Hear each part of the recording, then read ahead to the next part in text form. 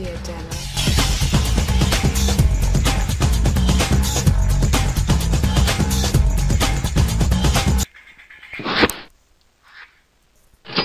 Welcome to ibbusinessandmanagement.com.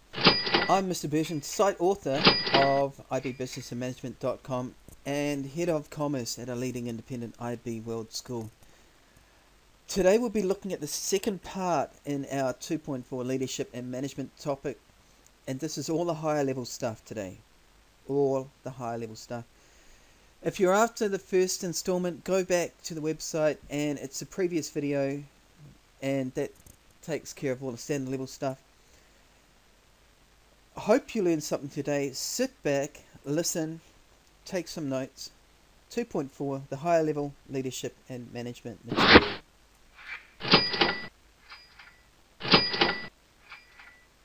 We start with trait theories. Now, trait theories come down to the nature of the individual. Leadership and management styles depend on the personal characteristics of the individual. Trait theories, trait personality characteristics. For example, we've got here women in management positions tend to employ a more democratic, participative style, while men tend to take a more autocratic or direct approach. So that would be an example of trait theory. Woman, an individual characteristic, democratic, participative style. Male, trait, autocratic, direct. But only a little bit of difference has been found between the leadership styles of men and women. And there can be no exact traits that can be applied to all leaders. So, different leaders, different styles. We looked at that in the standard level stuff. Different leaders, different styles, different characteristics. They suit different people better because each person has their own unique personality characteristics, their own unique traits. And leadership is not inherent. It's not a given characteristic. It's a skill that can be developed and cultivated through practice and experience. You hear about people being thrust into leadership roles, rising to the challenge, but they can also develop slowly. They can a mature process, rising up through the ranks, management, learning those key leadership skills, and getting better and better as they go along. Leichhardt is the first of our trait theorists, and he identified 4 particular styles of leadership and management. The first of the traits of his leaders and management, the traits identified, was what he termed exploitative autocratic. Now here, the leader doesn't have the trust or confidence in their subordinates. Orders and decision making are coming from senior management who put pressure on performance by using threats and punishment. If you don't do it this way, to this standard, and by then your job is on the line, you're not going to get your bonus, etc., etc., etc. Exploitative autocratic. The second trait that he identified, benevolent autocratic. Now here, some trust or confidence in their subordinates. The leader will have some trust and confidence in their subordinates, and will seek ideas and opinions at times. So that's key. At times that suit.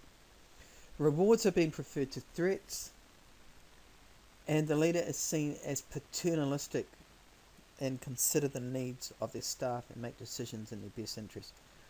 So if you're asked about a paternalistic style of leadership, this benevolent autocratic trait that Leichhardt identified is a good one to discuss. The third trait was participative, where the leader places a great deal of trust and confidence in their workforce, and they are going to frequently seek their views, their opinions and input, but ultimately the leader retains the decision-making power. So they consult with their staff, with the people around them, but they will be making the decision. Democratic is the fourth type of style that Leichhardt identified, the fourth trait within a leader. Now, these leaders tend to have absolute trust and confidence in their workforce. They are going out there to actively seek out views, opinions, and input from those around them. And these views, opinions, and inputs are going to be frequently acted upon. They're not just seeking them out to make other people feel inclusive, but seeking them out because they feel that this sort of input is going to be very valuable in decision-making process and for building into organizational objectives. Here, employees are going to feel responsible for the achievement of objectives, and there's lots of team working going on.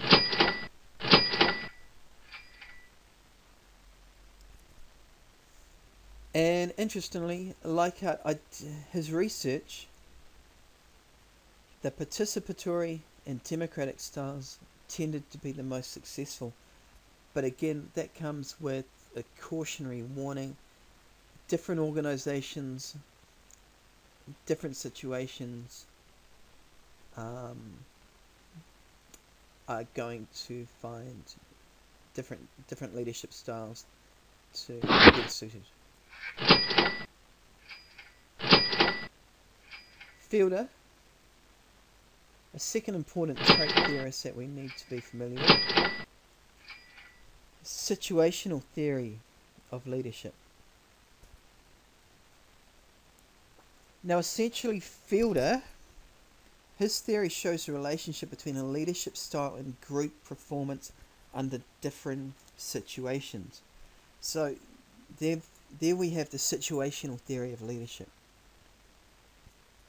Leadership style and group performance under differing situations. It's based on determining the most appropriate and effective leader style as a business situation changes from low to moderate to high control. Fielder identified two broad types of leader orientation: relationship orientated and task orientated. And the first of these is relationships. How well leaders and subordinates get along with and trust one another is going to determine how willing people are to follow instructions and directions of the leader. So the stronger the relationship, the more willing people are going to follow the instructions, get on board, and align themselves with the direction of their leader.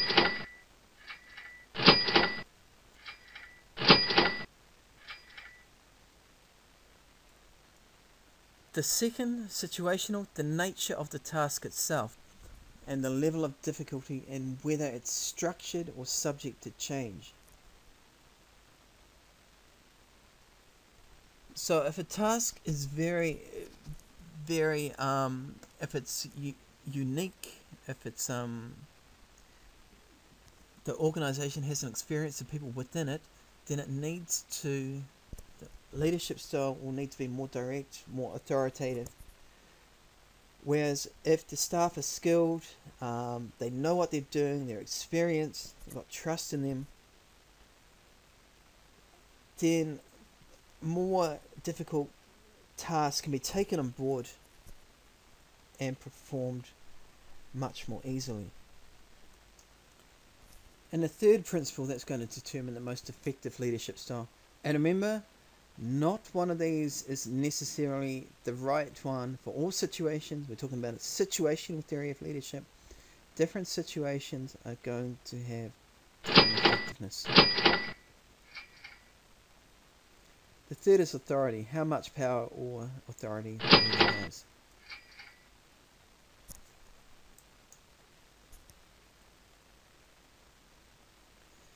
And here we can see the application of Fielder's situational theory of leadership.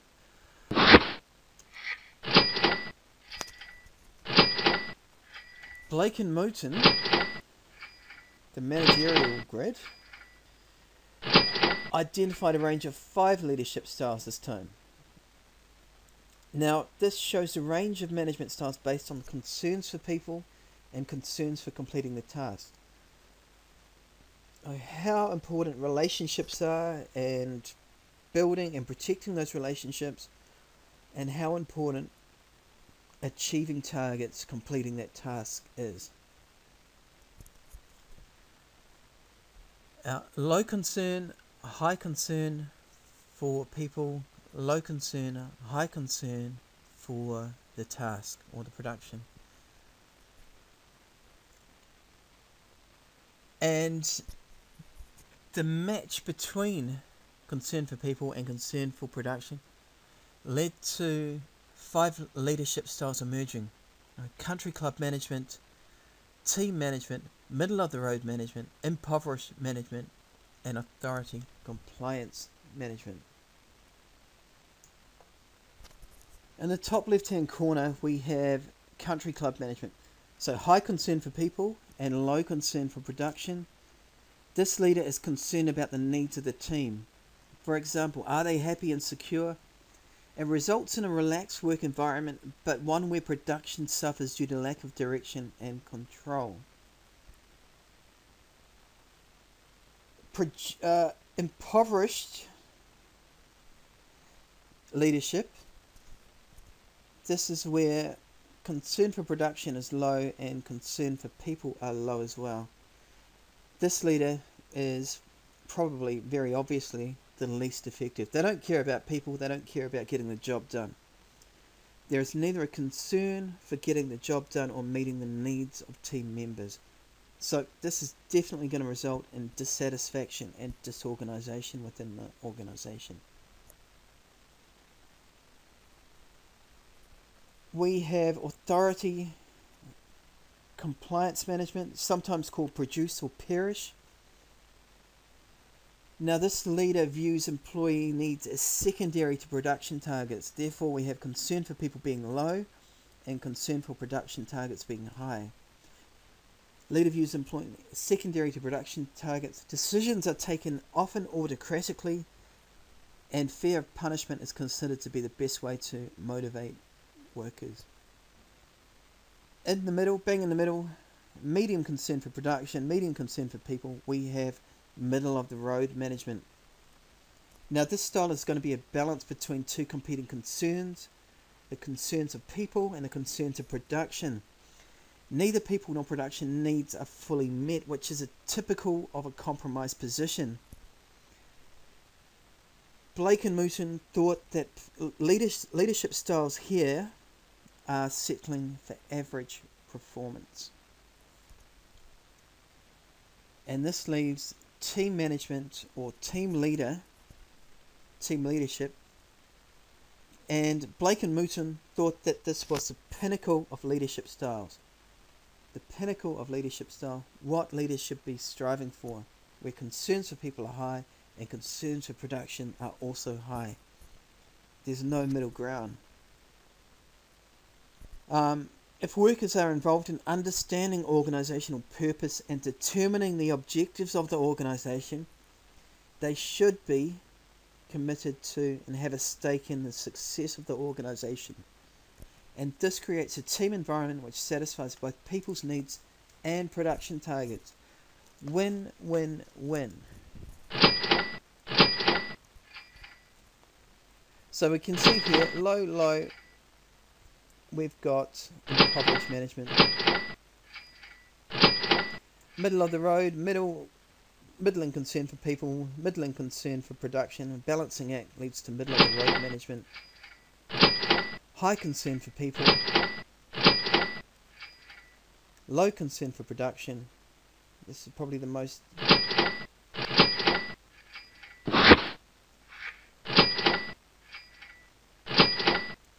Tannenbaum and Schmidt.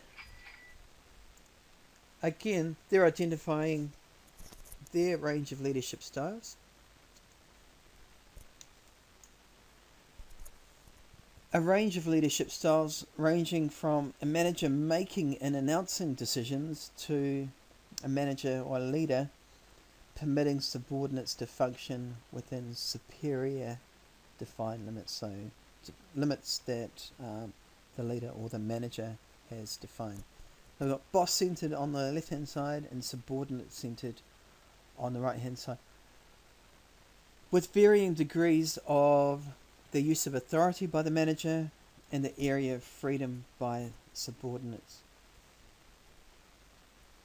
Now, these two writers developed a continuum of control and decision making shared between leaders and followers.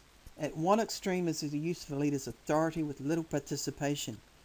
At the other is freedom for subordinates with limited input from the boss.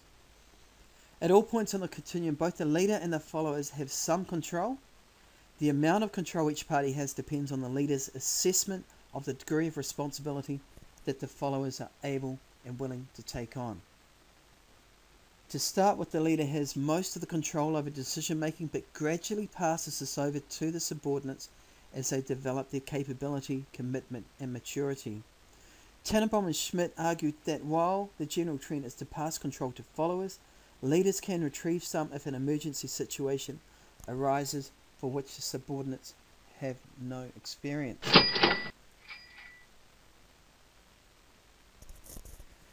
And a chosen leadership style is going to depend on the leader's personality, the quality of his peers, the quality of her peers and subordinates, and situational factors, so the degree of urgency.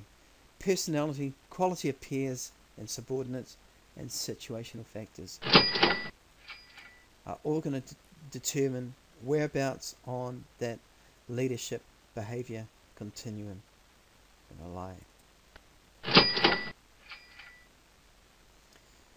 So here, down at the bottom, we have got the tell approach. Autocratic managers, they're presenting the final decision without any consultation, no participation of workers.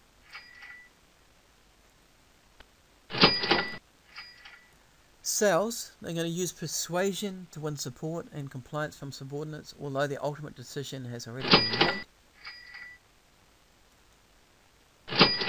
Further along this continuum, we've got the consultative, where the leader, the manager, is asking subordinates for their opinions before making a final decision, but that doesn't mean their opinions are being acted on. Consults. And right down the other end of the scale, we've got participates. Here, the leader, the manager, is absolutely involves employees in the decision-making process. It's got to be trust. There's got a lot of delegation, and managers are going to be willing to let go of the use of authority. They trust their staff.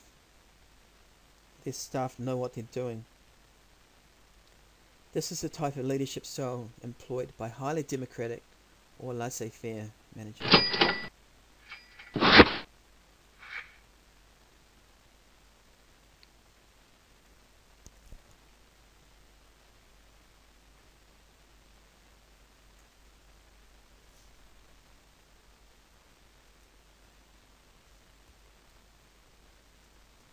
Oh my God, you motherfucker.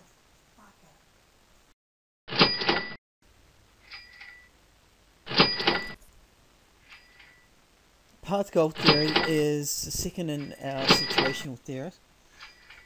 Now, path goal theory is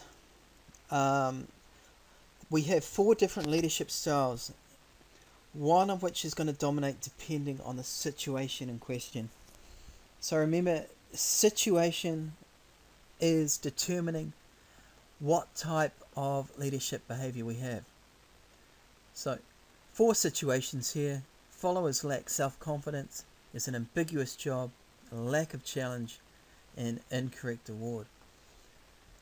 Now, when a follower lacks self-confidence, the leadership behavior should be supportive.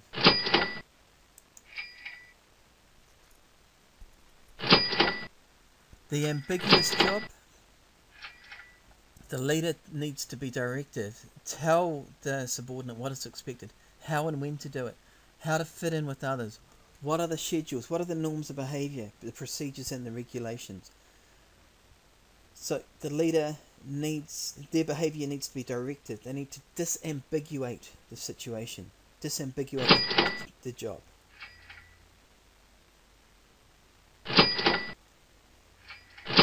If the situation says that there's a lack of challenge in this job, then achievement-orientated leader needs to be the behavior employed.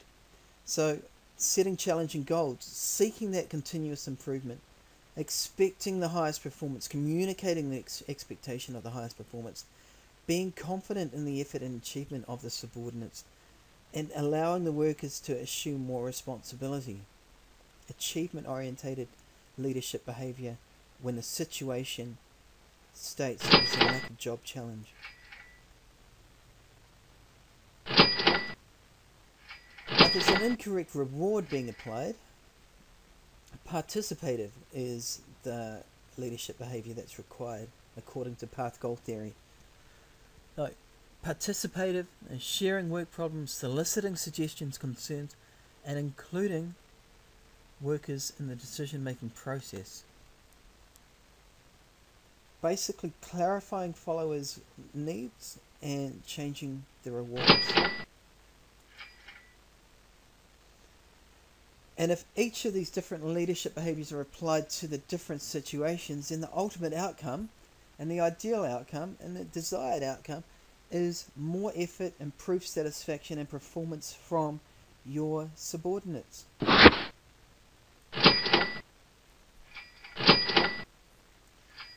Action-centered leadership. Basically using the appropriate use of authority relevant to the situation in question.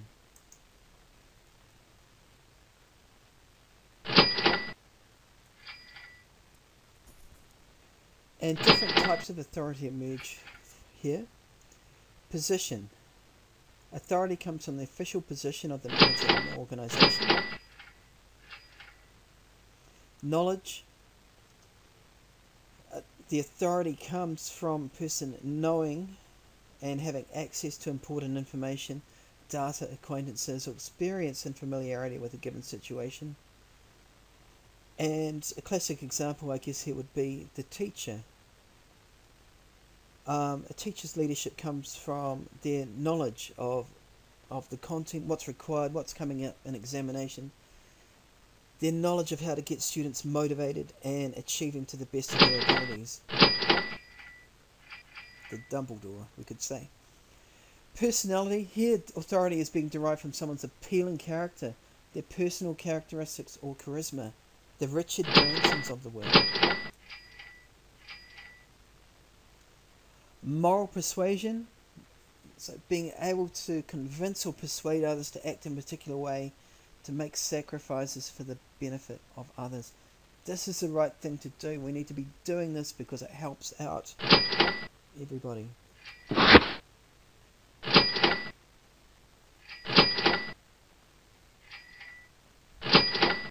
Right, we have a key concept coming up here. So I said to my secretary at that time, Dana, and I said, could you schedule...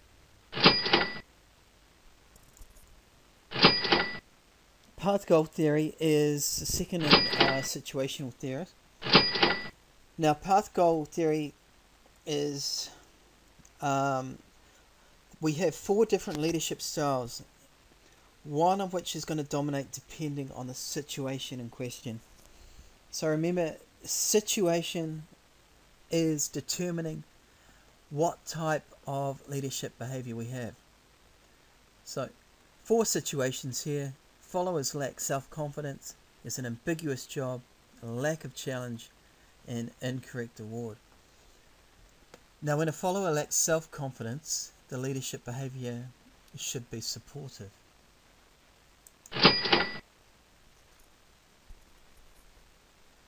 The ambiguous job, the leader needs to be directive. Tell the subordinate what is expected, how and when to do it, how to fit in with others, what are the schedules, what are the norms of behaviour, the procedures and the regulations.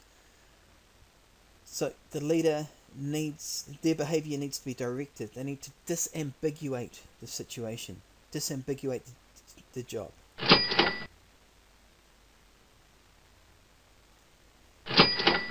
If the situation says that there's a lack of challenge in this job, then achievement-orientated leader needs to be the behaviour employed. So setting challenging goals, seeking that continuous improvement, expecting the highest performance, communicating the expectation of the highest performance, being confident in the effort and achievement of the subordinates, and allowing the workers to assume more responsibility. Achievement-orientated leadership behaviour when the situation states that there's a lack of job challenge.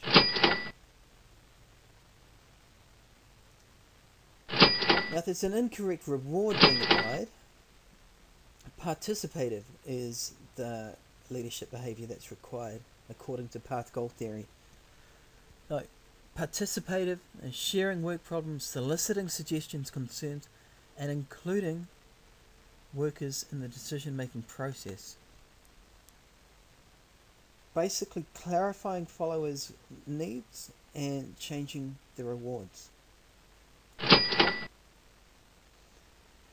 And if each of these different leadership behaviours are applied to the different situations, then the ultimate outcome and the ideal outcome and the desired outcome is more effort, improved satisfaction and performance from your subordinates.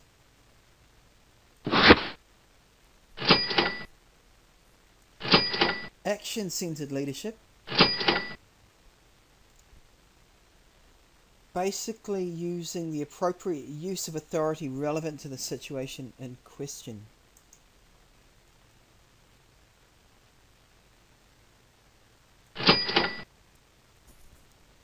And different types of authority emerge here. Position. Authority comes from the official position of the manager in the organisation. Knowledge. The authority comes from a person knowing and having access to important information, data, acquaintances, or experience and familiarity with a given situation. And a classic example, I guess, here would be the teacher. A teacher's leadership comes from their knowledge of the content, what's required, what's coming up in examination, their knowledge of how to get students motivated and achieving to the best of their abilities. The Dumbledore, we could say. Personality. Here, authority is being derived from someone's appealing character, their personal characteristics or charisma. The Richard Bransons of the world. Moral persuasion.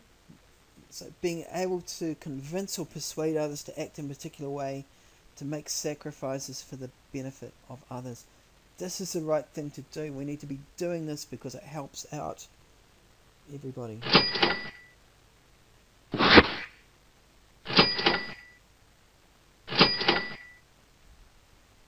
Right, we have a key concept coming up here. Leadership versus management. So I said to my secretary at that time, Dana, and I said, could you schedule